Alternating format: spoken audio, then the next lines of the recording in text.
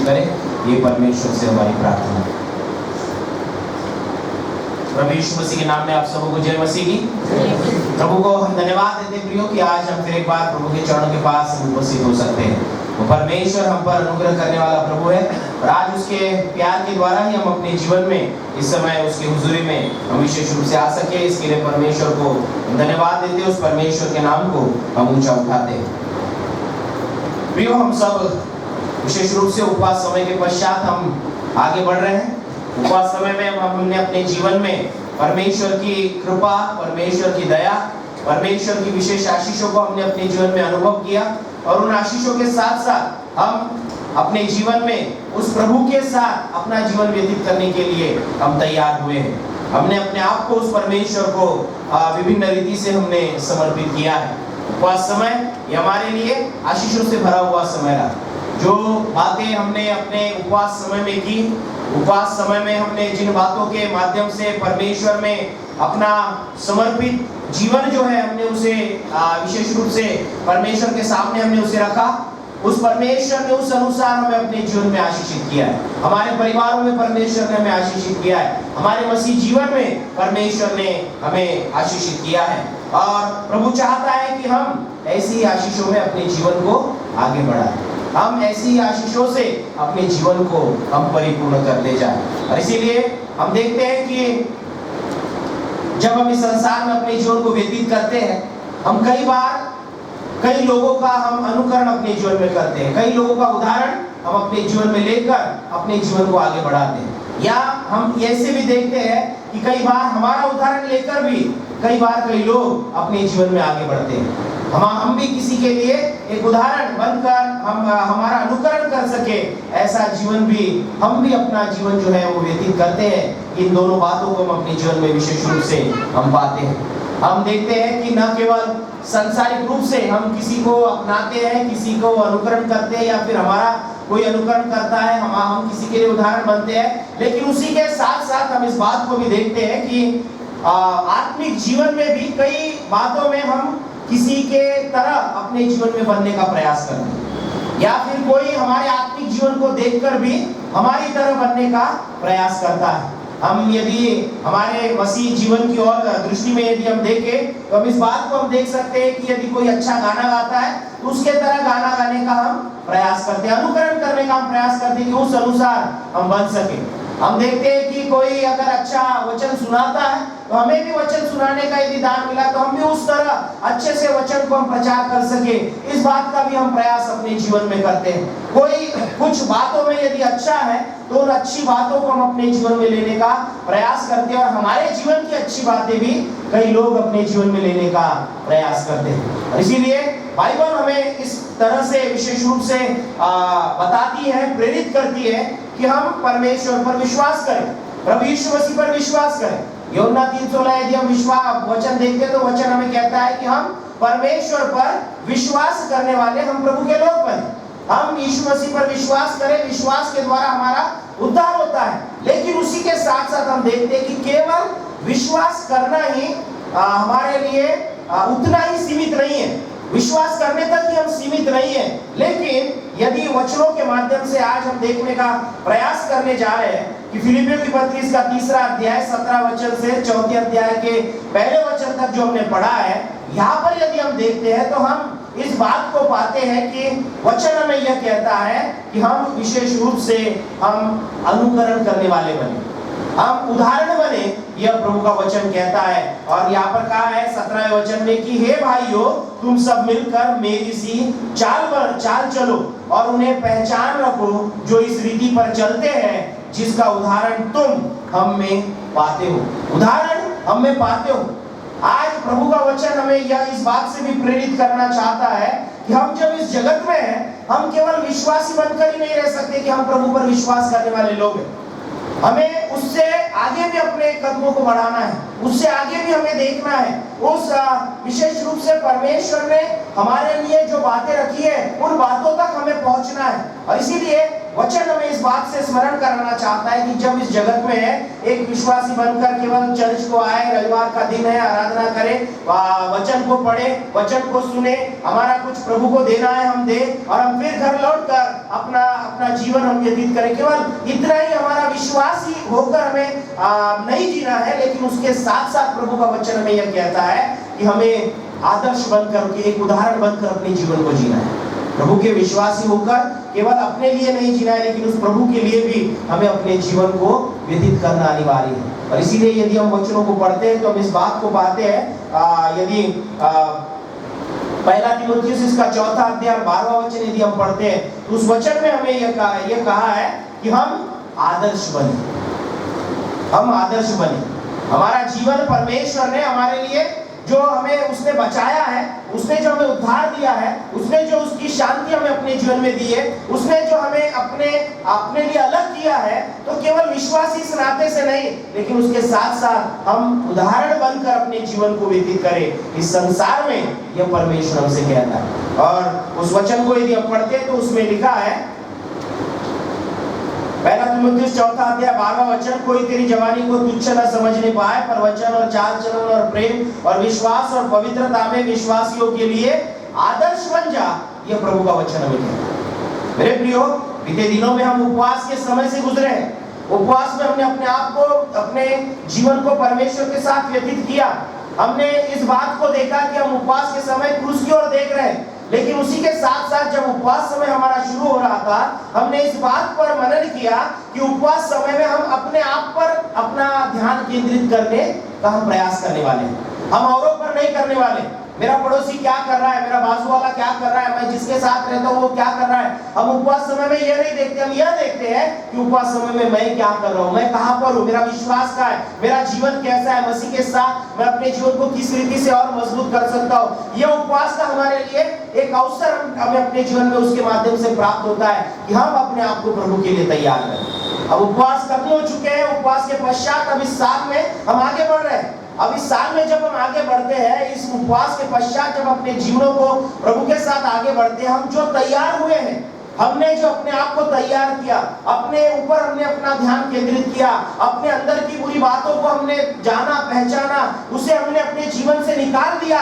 हमने अपने आप को एक नए मनुष्यत्व को परिधान कर उस परमेश्वर को हमने समर्पित किया। ये हमारा उपवास समय है। ये उपवास समय का हमारे लिए अर्थ है कि हम नए बनकर प्रभु में अपने आप को हमने समर्पित किया है। अब जब उपवास के पश्चात हम आगे बढ़ रहे हैं, अब उस नए मनुष्यत्व को अपने जीवन के द्वारा प्रभु की गवाही को देना है। उस व्यक्ति को, जो व्यक्ति बदल चुका है, उसे औरों के लिए उदाहरण बनना है।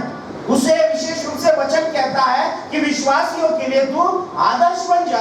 यह प्रभु का वचन कहता है। जिन्होंने अपने आप को प्रभु को समर्पित किया, जिन्होंने अपना विश्वास प्रभु पर रखा, जिन्होंने अपने आप को परिवर्तित किया, जिन्होंने नए मनुष्यत्व को परिधान किया, जिन्होंने उपवास के माध्यम से एक आत्मिक सामर्थ्य भर गए, हमें अभी अपने जीवन को व्यतीत करते हुए हमें एक आदर्श या उदाहरण, या फिर हम कहेंगे एक नमूना भरा जीवन जो है, हमें अपने जीवन के द्वारा प्रकट करना है। यह प्रभु के बुलाहट है। जिस प्रकार प्रभु हमें उसकी ओर बुलाता है, उस प्रकार उसके लिए जीने के लिए भी प्रभु हमें बुलाहट देता है।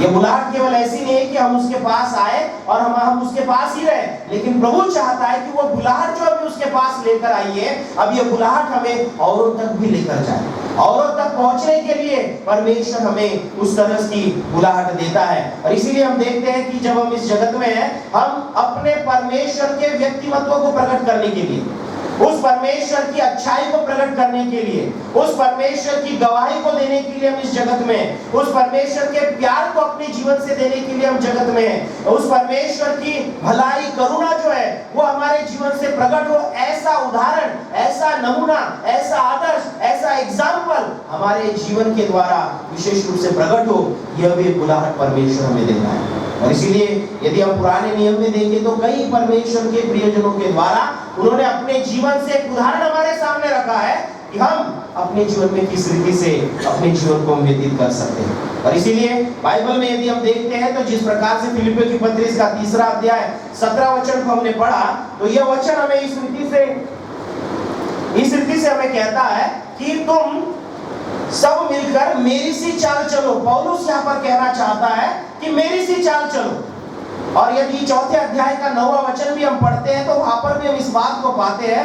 पौलुस कहता है, जो बातें तुमने मुझसे सीखी और ग्रहण की और सुनी और मुझ में देखी, उन्हीं का पालन किया करो, तब परमेश्वर जो शांति का सोता है तुम्हारे साथ रहेगा। उसने अनुभव किया, उसने वो जीवन जिया, वो परमेश्वर के साथ चल रहा है और बड़े धाड़स के साथ में, बड़े धीरज के साथ में, बड़े हौसले के साथ में वो यहाँ पर कहता है, जो तुमने मुझसे सीखा है, जो तुमने मुझसे ग्रहण किया है, जो तुमने मुझसे सुना है, जो तुमने मुझ में देखा है, उसके अनुसार ही तुम जीवन व्यतीत करो। बाइबल हमें यह स्पष्ट रीति से बताना चाहती है, हमारा जीवन एक उदाहरण की तरह। पौलुस ने विश्वासियों के लिए, प्रभु यीशु मसीह के जो अनुयायी थे, जो उसके सहकर्मी थे, जो उसके साथ अपने जीवन को व्यतीत कर रहे थे, उनके लिए अपना जीवन एक उदाहरण के स्वरूप में उसने रखा। इसलिए वो कहता है, मेरी सी चाल तुम चलो, मेरी सी चाल तुम चलो, ये उसने वहां पर कहा।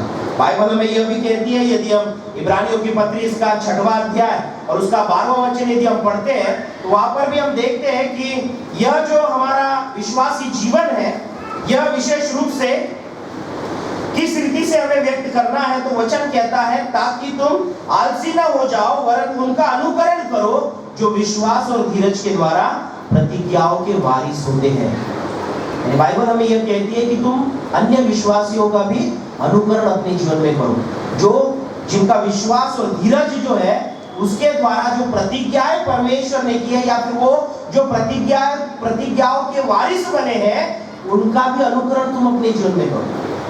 और उसको कह रहा है कि मेरा अनुकरण करो, मेरी सी चाल चलो, जो तुमने सुना, जो तुमने देखा, जो तुमने ग्रहण किया, जो मैंने तुम्हें बताया, वो उस अनुसार तो तुम करो, मेरी सी चाल तो चलो। लेकिन वचन हमें यह भी कहना चाहता है, उन विश्वासियों के अनुसार भी अपने जीवन का अनुकरण करो, जिन्होंने विश्वास और धीरज के द्वारा वो प्रतिज्ञाओं के वारिस ठहरे हैं।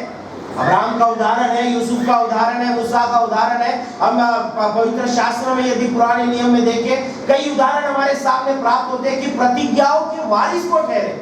वचन कहता है कि उनका अनुकरण हमें अपने जीवन में करना अनिवार्य है। वही यदि हम बाइबल को देखें, तो बाइबल हमें यह भी बताती है कि हम जब अनुकरण करने का प्रयास करते हैं, प्रयत्न करते हैं, वह मनुष्य, वह विश्वासी जन, वह अभिषिक्त सेवक, वह अभिषिक्त दास जो बाइबल में हमें बताए गए, उनका जब अनुकरण हम अपने जीवन में विशेष रूप से करना चाहते हैं, हम उनका अनुकरण जब अपने जीवन में करते हैं, हम उसी के साथ साथ हमारा विश्वास का जो सोता है, हमारी विश्वास की नींव जिसके ऊपर उभारी गई है, उस परमेश्वर का भी अनुकरण हमें अपने जीवन में करना अनिवार्य है। और इसीलिए हम देखते हैं कि वचन कहता है, इफिसियों की पत्री इसका 5वां अध्याय 1 और 2 वचन को यदि हम पढ़ते हैं, तो वचन में लिखा है, इसलिए प्रिय बालकों के समान परमेश्वर का अनुकरण करो, प्रिय बालकों के समान परमेश्वर का अनुकरण करो और प्रेम में चलो।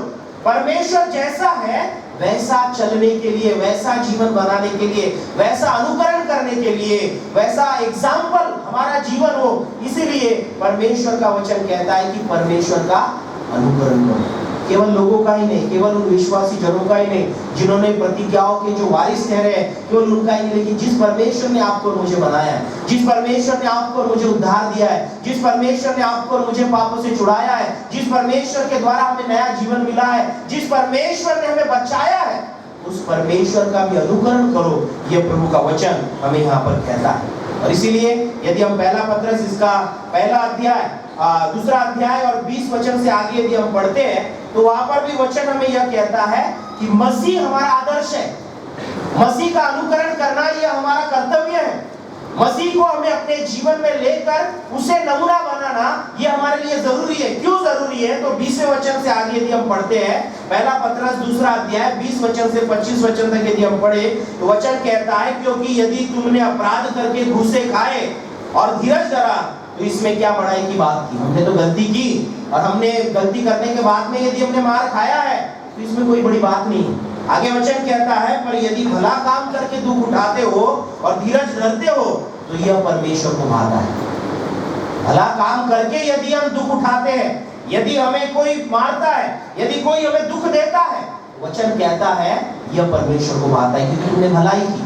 और भलाई के पश्चात यदि दुख प्राप्त होता है, तो यह परमेश्वर को भाता है, क्योंकि आगे वचन कहता है, और तुम इसी के लिए बुलाए भी गए हो, तुम इसी के लिए बुलाए भी गए हो, क्योंकि मसीह भी तुम्हारे लिए दुख उठाकर तुम्हें एक आदर्श दे गया है। मसीह हमें दुख उठाकर वो एक आदर्श दे गया है।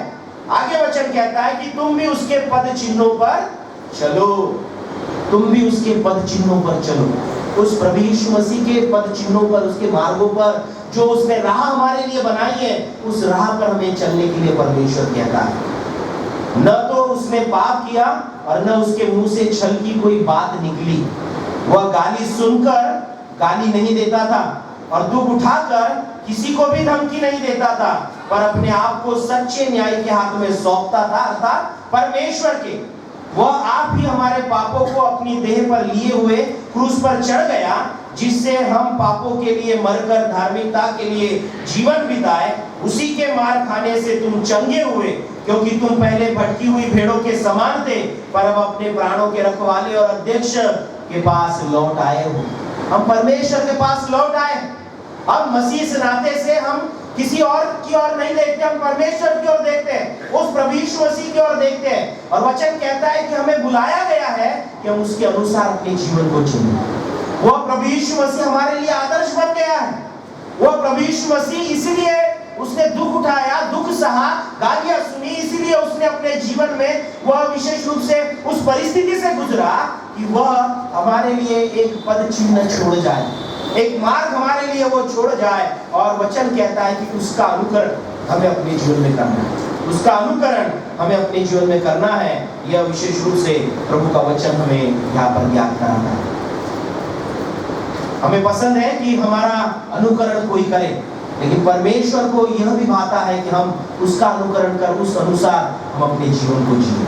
हमारे परमेश्वर को जो भाता है उस अनुसार हमें अपने जीवन को व्यतीत करना ये हमारे लिए अनिवार्य है। और इसीलिए बाइबल हमें यह स्पष्ट बताती है कि मसीह से नाते से हम किसका अनुकरण करें, और उस अनुसार हमने इन वचनों को देखा है। और उसी रीति से यदि हम देखते हैं तो मसीह से नाते से इस जगत में अब हमें हम किसके लिए अनुकरण करने वाले हो सके, हमारा अनुकरण कौन करे, इस बारे में भी परमेश्वर का वचन हमें कुछ बातें बताता है। उन बातों की ओर हम अपना ध्यान केंद्रित करेंगे। यदि हम थिस्सलुनीकियों की पहली पत्री उसका पहला अध्याय और उसके 7 वचन को यदि हम पढ़ते हैं तो वहां पर हम इस बात को पाते हैं कि हमें किसके लिए उदाहरण बनना है। ये वचन विशेष रूप से वहां पर हमें बताता है। पहला थिस्सलुनीकियों इसका पहला अध्याय और उसका 7वां वचन हमें यह कहता है,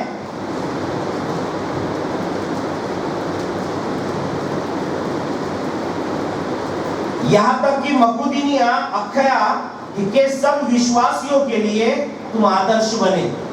यहाँ पर वचन को यदि हम पढ़ते हैं, इस पहले अध्याय के पहले वचनों को यदि हम पढ़े तो वहां पर भी हम इस बात को पाते हैं कि पौलुस जब तीमुथियुस यहाँ की कलीसिया को, जब विशेष रूप से थिस्सलुनीके की कलीसिया को जब वो लिखता है तो उन्हें वो यह कहता है कि तुम परमेश्वर के प्रिय लोग ठहरे हो। हम जानते हैं कि तुम चुने हुए हो, तुमने जो सुना, जो ग्रहण किया, जिस प्रभु यीशु मसीह को तुमने अपने जीवन में स्वीकार किया, जो सुसमाचार तुम्हें मिला, उस अनुसार तुमने अपने जीवन को व्यतीत किया है।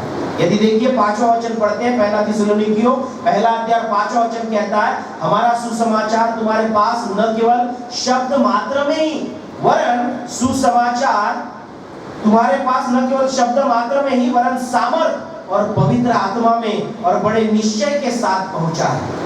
बड़े निश्चय के साथ पहुंचा है, जैसा तुम जानते हो कि हम तुम्हारे लिए तुम्हारे बीच में कैसे बन गए थे।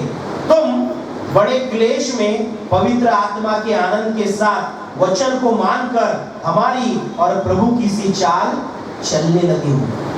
अब जब प्रभु की सी चाल हम चलने लगते हैं तब क्या होता है, जब हम परमेश्वर का अनुकरण अपने जीवन में करते हैं, प्रभु को जब हम अपना आदर्श बना लेते हैं, उस परमेश्वर को जब हम अपने जीवन में हमारे लिए एक आत्मिक नमूना जब हम बना लेते हैं, उसके पद चिन्हों पर जब हम चलने लगते हैं, वचन कहता है कि पवित्र आत्मा के आनंद के साथ वचन को मानकर हमारी और प्रभु की सी चाल उस थिस्सलुनीके की कलीसिया ने जब की, उन लोगों ने जब की, उन विश्वासियों ने जब की, तो 7वां वचन कहता है कि वह मकुदुनिया और अखया के सब विश्वासियों के लिए आदर्श बन गए। जब हम परमेश्वर का अनुकरण करते हैं, प्रभु को अपने जीवन में अपनाते हैं, वचन हमें यह कहता है कि हम दूसरों को अपना अनुकरण करने का हम एक मौका देते हैं। दूसरे हमारा अनुकरण करने लगते हैं ये एक बात यहाँ पर देखते हैं। केवल यह थिस्सलुनीके के लोग जो है उन्होंने प्रभु की सी चाल चली, लेकिन उनकी चाल देखकर वचन कहता है कि मकुदुनिया और अखया के लोग जो है उनके लिए वो आदर्श बन गए।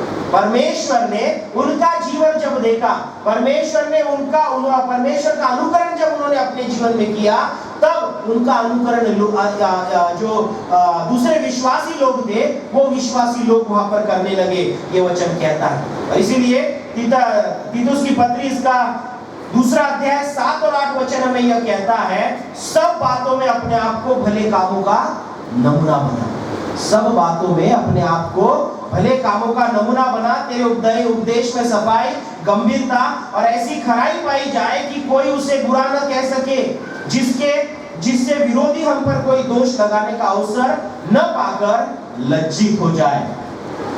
प्रभु हमें यह कहना चाहता है कि हमें आदर्श बनना है, अपने जीवन के भले कामों को इस प्रकार प्रकट करना है कि लोग जो है, विश्वासी लोग जो है, जो प्रभु पर विश्वास करने वाले हैं, जिन्होंने प्रभु को अपने जीवन में अपनाया है, वो हमें देखकर प्रभु का अनुकरण कर सके, वो प्रभु की सी चाल चल सके।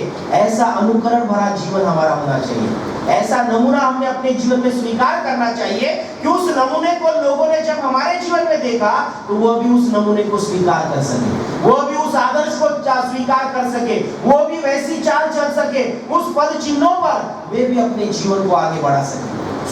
दूसरे जो विश्वासी है उनके लिए एक उदाहरण हमें अपने जीवन में बनना है, ये वचन कहता है। और एक वचन को यदि हम पढ़े, मत्ती रचित सुसमाचार इसका 18 अध्याय और उसका 1 से 6 वचनों को यदि हम पढ़ते हैं, तो वहां पर प्रभु यीशु मसीह जब स्वर्ग के राज्य में बड़ा कौन है, इसके बारे में जब अपने चेलों के साथ में बात करता है, तो वहां पर वो अपने चेलों को कहता है, चेलों ने उसके पास आकर उससे पूछा, हम देखते हैं कि उस घड़ी चेले उस यीशु के पास आकर पूछने लगे, स्वर्ग के राज्य में बड़ा कौन है? इस पर उसने एक बालक को पास बुलाकर उनके बीच में खड़ा किया और कहा, मैं तुमसे सच कहता हूं कि जब तक तुम न फिरौन बालकों के समान न बनो, तुम स्वर्ग के राज्य में प्रवेश करने नहीं पाओगे। जो कोई अपने आप को इस बालक के समान छोटा करेगा, वो स्वर्ग के राज्य में बड़ा होगा, और जो कोई मेरे नाम से एक ऐसे बालक को ग्रहण करता है, वह मुझे ग्रहण करता है। अभी यह वचन 1 से 5 यदि हम पढ़ते हैं, यहाँ पर हम देखते हैं प्रभु यीशु मसीह स्वर्ग के राज्य में बड़ा कौन है, इसके बारे में वो बात करता है। तुम यदि बालकों को ग्रहण करते हो तो तुम मुझे ग्रहण करते हो, यह प्रभु यीशु मसीह यहाँ पर बताता है। लेकिन अनुकरण करने के बारे में यदि हम देखें तो 6वां वचन देखिए, इन्हीं छोटे बालकों के लिए या फिर उन छोटे लोगों के लिए जो हमसे छोटे हैं, हमसे कम उम्र के हैं, या फिर हम कहेंगे जो जिनसे हम बड़े हैं, उनके बारे में वचन यह कहता है, पर जो कोई इन छोटों में से जो मुझ पर विश्वास करते हैं, एक को ठोकर खिलाए, उसके लिए भला होता कि बड़ी चक्की का पाट उसके गले में लटकाया जाता और वह गहरे समुद्र में डुबाया जाता।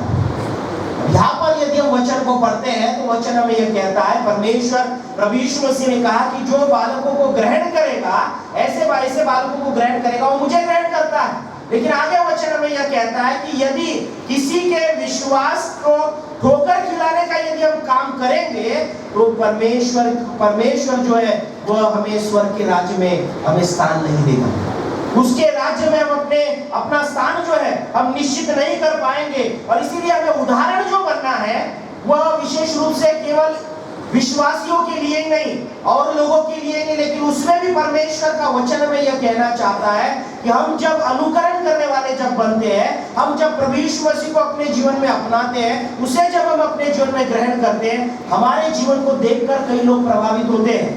केवल बड़े ही नहीं, केवल हमारे हम उम्र के ही नहीं, लेकिन हमारे जीवन को देखकर हमसे जो छोटे हैं वो भी हमारे जीवन से प्रभावित होते हैं, वो भी हमारा अनुकरण करते हैं। और इसीलिए वचन कहता है, यदि हमारा अनुकरण करते हुए उनके विश्वास में यदि वो ठोकर खाए, तो वह हम विशेष रूप से परमेश्वर की दृष्टि में हम पापी ठहरेंगे। परमेश्वर हमें उसके राज्य में हमें ग्रहण नहीं करेगा। और इसके लिए यदि वचन को हम पढ़ते हैं, 1 कुरिन्थियों इसका 8वां अध्याय और उसका 12वां वचन यदि हम पढ़े, तो उस वचन में हमें यह कहा है,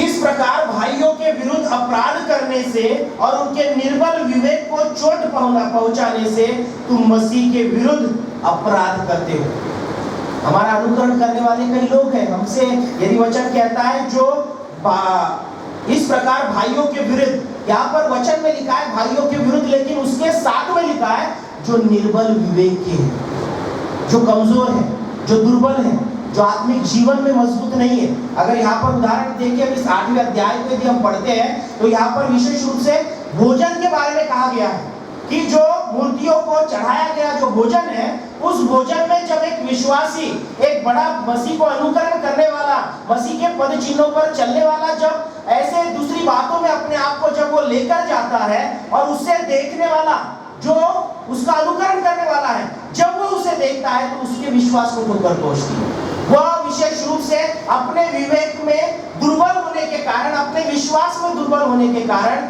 वह अपने विश्वास से बहक सकता है, क्योंकि जिसका वो अनुकरण कर रहा है वह देख रहा है कि अरे ये तो ऐसा कर रहा है, तो ये अगर ऐसा करेगा तो मुझे भी ये चलेगा, मैं भी ऐसा कर सकूंगा, ये वो अपने मन में सोचेगा। और यदि उसने अपने मन में ऐसा सोचा तो वो भी वैसी ही चाल चलने लगे।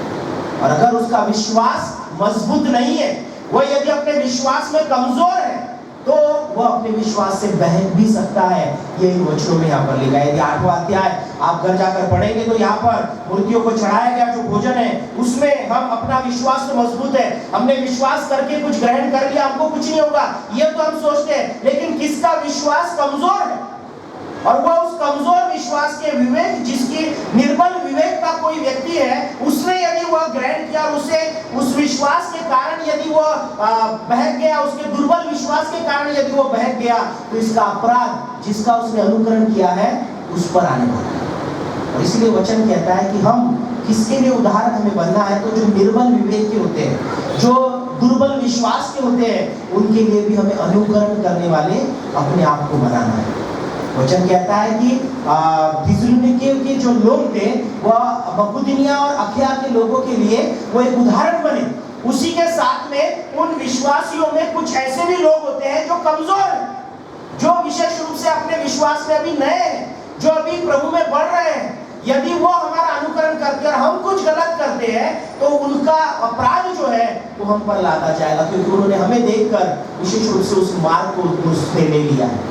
और इसीलिए जो दुर्बल विवेक के लोग हैं, दुर्बल विश्वास के हैं, जो नए लोग हैं, उनके लिए भी हमें उदाहरण का जीवन व्यतीत करना, यह प्रभु का वचन हमें विशेष रूप से कहना चाहता है।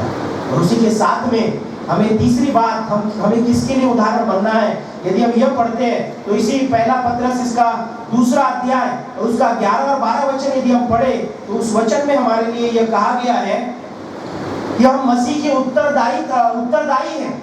और उत्तरदायित्व को जब हम इस जगत में व्यतीत करते हैं, तो पहला पत्रस 2 अध्याय 11 और 12 वचन कहता है कि हे प्रियो, मैं तुमसे विनती करता हूं कि तुम अपने आप को परदेशी और यात्री जानकर उन सांसारिक अभिलाषाओं से जो आत्मा से युद्ध करती है बचे रहो।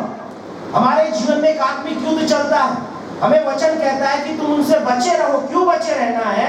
क्योंकि अन्य जातियों में तुम्हारा चाल चलन भला हो, अन्य जातियों में तुम्हारा चाल चलन भला हो, ताकि जिन जिन बातों में वे तुम्हें कुकर्मी जानकर बदनाम करते हैं, वे तुम्हारे भले कामों को देखकर उन्हीं के कारण कृपा दृष्टि के दिन परमेश्वर की महिमा करें।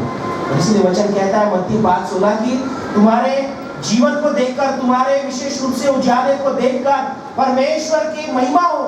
यह परमेश्वर का वचन हमें कहता है। यदि हम भले काम करते हैं, यदि हम अच्छाई की बातें करते हैं, तो हमारे भले कामों को देखकर किसकी महिमा होगी? हमारे परमेश्वर की महिमा होगी। तो हम जब उदाहरण बनते हैं, केवल हमारे चर्च में जो लोग हमारे विश्वासी जन हैं, उनके लिए हमें उदाहरण नहीं बनना है।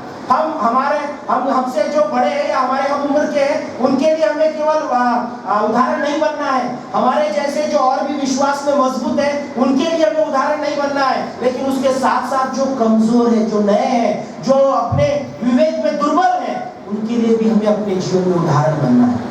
और जो अन्य जाति लोग हैं, जो हमें देखते हैं, हमें जो मसीह के लोग कहते हैं, हमें कहते हैं कि ये शांति के लोग हैं, यह लोग जो हमें देखते हैं, उन लोगों के लिए भी हमें मसीह का उदाहरण अपने जीवन में बनना है। हमारे जीवन में इस तरह का जीवन हम जिए, ये प्रभु हमसे विशेष रूप से कहना चाहता है। तो आज हमें इस बात पर विचार करना है, आज इस बात पर हमें सोचना है कि क्या आज हम विश्वास योग्य मसीह जीवन को निर्देशित करते हैं?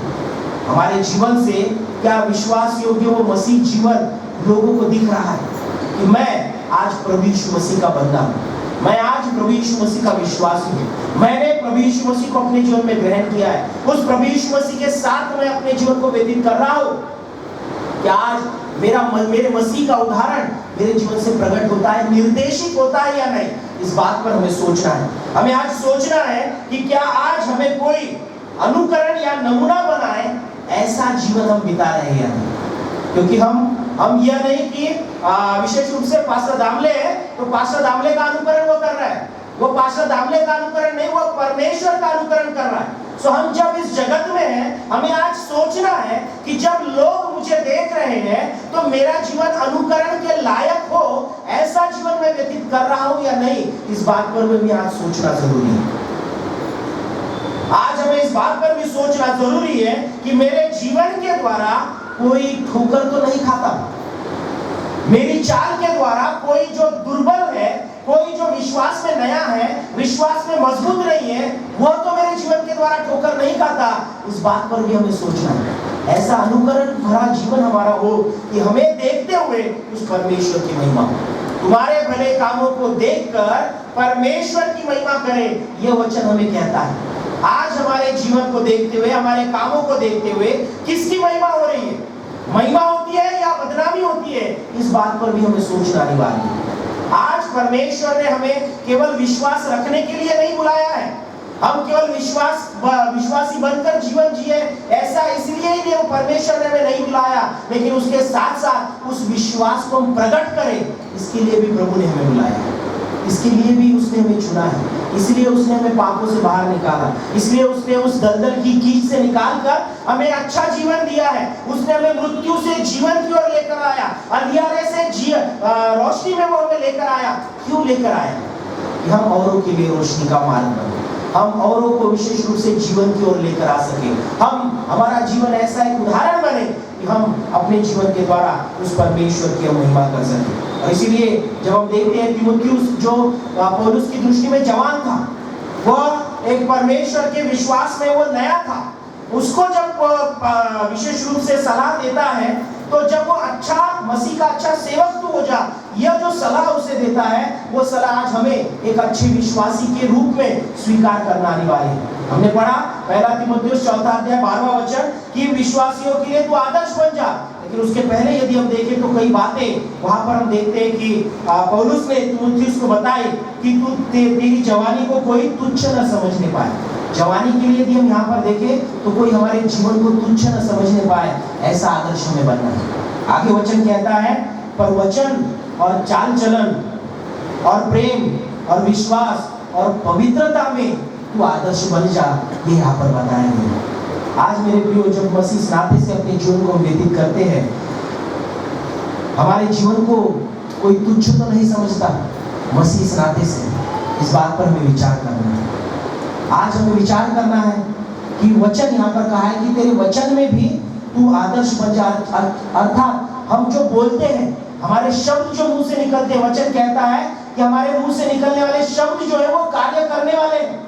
परमेश्वर उन शब्दों के द्वारा कार्य करता है। सो हमारा जो वचन है, हमारे मुंह से निकलने वाले जो शब्द है, ये शब्द आज अनुकरण करने के लिए, प्रभु का अनुकरण करने के लिए, किसके लिए आज मददगार है या नहीं? हमें हमारी चाल चलन, हम जैसे चल रहे हैं, हम जैसे व्यवहार कर रहे हैं, हम लोगों के साथ बातचीत कर रहे हैं, हम लोगों के साथ उठते हैं बैठते हैं, जब लोग हमें देखते हैं, वो अनुकरण करना क्या प्रभु को भाता है? इस बारे में आज हमें विचार करना अनिवार्य है। आगे कहा है कि प्रेम और विश्वास में मेरे जीवन के द्वारा प्रेम प्रकट होता है या मेरे जीवन के द्वारा द्वेष, मेरे जीवन के द्वारा विशेष रूप से किसी प्रकार का मतभेद, किसी प्रकार की बुरी बातें जो परमेश्वर को भाती नहीं, ऐसी बातें तो नहीं मेरे जीवन से प्रकट होती। इस बारे में भी हमें सोचना जरूरी है, क्योंकि परमेश्वर को अनुकरण हमने किया है और हमारा अनुकरण, परमेश्वर का अनुकरण हमारे जीवन के द्वारा लोग करने वाले, हमारे सहवास में उठने बैठने वाले लोग करने वाले, हम जहाँ पर काम करते हैं वहाँ के लोग करने वाले, हम जहाँ रहते हैं वहाँ के लोग परमेश्वर का अनुकरण हमारे द्वारा करने वाले।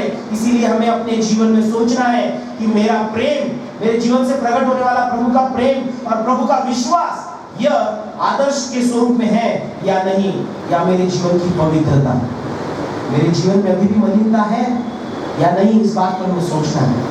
मेरे जीवन के पापों को मैंने दूर किया है या नहीं, मेरे जीवन का बुरा स्वभाव मैंने दूर किया है या नहीं, उस पुराने स्वभाव को त्याग कर नए स्वभाव को मैंने परिधान किया है या नहीं, क्योंकि वह हमारे परमेश्वर का अनुकरण हमारे जीवन के द्वारा हो, इसके लिए बहुत प्रभावी रूप से वो कार्य करने वाला है। और इसलिए मेरे प्रियो, हमें पवित्रता को भी अपने जीवन में बनाए रखना है, एक अच्छा उदाहरण बनने के लिए, परमेश्वर का उदाहरण हमारे जीवन से बने, इसके लिए पवित्रता को भी हमें अपने जीवन में बनाए रखना है। सो एक अच्छा आदर्श नमूना उदाहरण बनने का हम अपने जीवन में प्रयास करें, क्योंकि ये एक बुलाहट है। इसीलिए परमेश्वर ने आपको और मुझे उसके लिए उसने बुलाया, उसने अलग किया है। तो इस जगत में केवल विश्वास ही नहीं, लेकिन एक उदाहरण बनकर, प्रभु के उदाहरण बनकर हम अपने जीवन को व्यतीत करें, ये परमेश्वर हमसे चाहता है।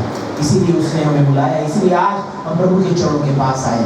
तो एक सकारात्मक विचार से हम अपने मसीह जीवन को आगे बढ़ाएं और अपने जीवन के द्वारा उस परमेश्वर का अनुकरण करने के लिए हम औरों को विशेष रूप से एक मार्ग दें, अपना जीवन औरों के लिए आशीषित जीवन बने, ऐसा प्रयास हम अपने जीवन के द्वारा करें। ये बुलाहट प्रभु ने आपको और मुझे दी है। आइए इस समय प्रार्थना करें। हे प्रभु, हम इस समय आपके चरणों के पास आते हैं, आपके नाम को धन्यवाद देते हैं, आपके नाम को ऊंचा उठाते हैं, क्योंकि प्रभु आपका वचन हमें कहता है कि प्रभु हमें आपकी सी चाल चलना है, आपके पद चिन्हों पर प्रभु हमें आगे बढ़ना है, आपका आदर्श हमें अपने जीवन में लेना है। और प्रभु यीशु मसीह, आपने अपने जीवन के द्वारा वो आदर्श हमारे जीवन में हमारे सामने रखा है। इसलिए प्रभु आज हम आपसे प्रार्थना करना चाहते हैं कि हमारे मसीह जीवन में प्रभु हम स्थिर बने। इसलिए प्रभु आप हमें अपनी कृपा प्रदान करें।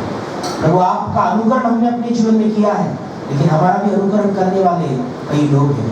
हम शायद किसे जानते नहीं, कई लोग शायद चुपके से हमारा अनुकरण करने का प्रयास करते हैं, कई लोग शायद हमारे जीवन का निरीक्षण करते हैं, हमारा परीक्षण करते हैं कि हम वो भी हमारी तरह आपके मार्ग में प्रभु बढ़ सके। इसलिए प्रभु हम आपसे विनती करना चाहते हैं कि प्रभु आप हमें ऐसा जीवन दीजिए, ऐसा उदाहरण प्रभु आप हमें बनाइए कि हमारे द्वारा केवल आपकी महिमा हो, हमारे जीवन के माध्यम से कोई विश्वास में ठोकर न खाए। ये प्रभु हम आपसे प्रार्थना करना चाहते हैं, क्योंकि आपका वचन कहता है यदि कोई हमारा भाई या बहन या हमारे साथ वाला व्यक्ति विश्वास में यदि वो ठोकर खाता है हमारे कारण, तो प्रभु तू पिता परमेश्वर हमारे लिए अपराध इस प्रकार प्रभु तू मान लेगा। इसलिए प्रभु हम चाहते पिता कि कोई भी अपराध हमसे न हो, इसलिए प्रभु आपका अनुकरण सही रीति से करें और आप प्रभु औरों के लिए, विश्वासियों के लिए, हमारे साथ उठने बैठने वाले व्यक्तियों के लिए, अन्य जातियों के लिए प्रभु एक उदाहरण बनकर, प्रभु के उदाहरण बनकर प्रभु अपने जीवन को व्यतीत करें। ऐसे आप कृपा करें, आपसे विनती करते हैं।